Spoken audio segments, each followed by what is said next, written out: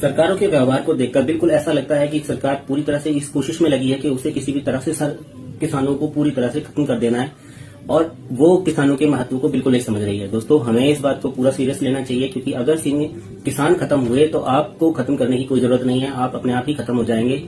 आज एक ऐसा प्रोफेशन किसान ही बचा है जिसके प्रोफेशन में उसके बच्चे नहीं आना चाहते।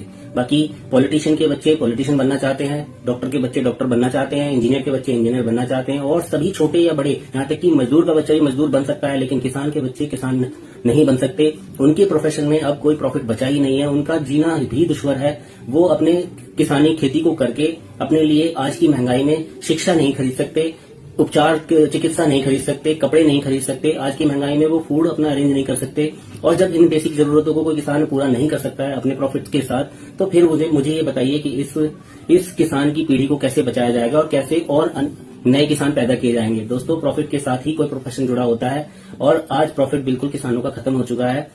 किसान की जितनी भी जरूरतों की, किसान की पैदा की जितनी भी चीजें होती हैं, उनको सरकार सस्ता करने के नए नए तरीके निकालती रहती है, नए नए फॉर्मूले लगाती रहती है, और उनको सस्ते से सस्ता करने के लिए पूरी जद्दोजहद में लगी रहती है। सरकार के सामने किसान की कोई औकात नहीं है। सरकार ही किसानों के गेहूं का, चावल का, गन्ने का, हर चीज का रेट अपने आप फिक्स कर लेती है। उसे कोई मतलब नहीं है वो कितने में प्रोडक्ट रेडी हुआ, उसमें कितनी मेहनत लगी, कितनी कॉस्ट आई, उन चीजों से सरकार को कोई लेना देना नहीं होता। और इतना शोषण होने के बावजूद भी किसानों के ऊपर एक एहसान सरकार का ये भी होता है कि वो उसके लिए सब्सिडी दे रही है, उसको कर्जा दे रही है, उसको बिजली में छूट दे रही है, दुनिया भर के नाटक। जबकि किसान की वजह से आज जो देश में गेहूं का रेट है, चावल का रेट है, दालों का रेट है, चीनी का रेट है, ये सब जितने कम जो रेट हैं, ये सब किसान की वजह से है, और ये सारी सब्सिडी किसान दे रहा है पूरे देश के लोगों को। लेकिन इसका सारा श्रेय सरकारें उठा लेती हैं, जैसे कि उन्होंने कुछ किया हो।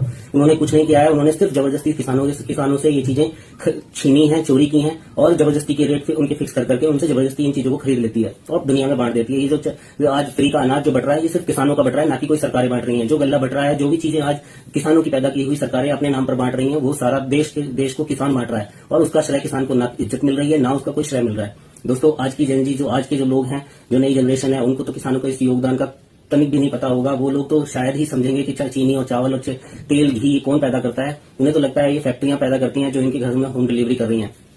इसलिए मैं कह रहा हूं, अगर किसी भी तरह से किसान का शोषण किसी तरह से होता रहा, इसी तरह उसको इग्नोर किया जाता रहा सरकारों के थ्रू, हम जैसे लोगों के थ्रू, तो फिर एक दिन किसान पूरी तरह समाप्त हो जाएंगे, और किसानों के समाप्त होते ही इस दुनिया को किसी की भी जरूरत नहीं पड़ेगी, ना परमाणु बम की, ना किसी तरह के हथियार की।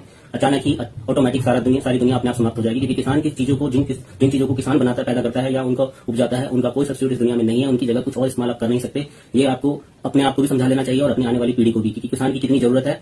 एक बार के लिए आप किसी और भी प्रोफेशन को खत्म कर दो, कोई फर्क नहीं पड़ेगा, लेकिन अगर किसान खत्म हुआ तो आप खत्म अपने आप हो जाएंगे। किसानों के योगदान को समझो, उनका सम्मान उनको दो, उनकी जो प्रॉफिट है उनको दो, और उनके देने के लिए उनके लिए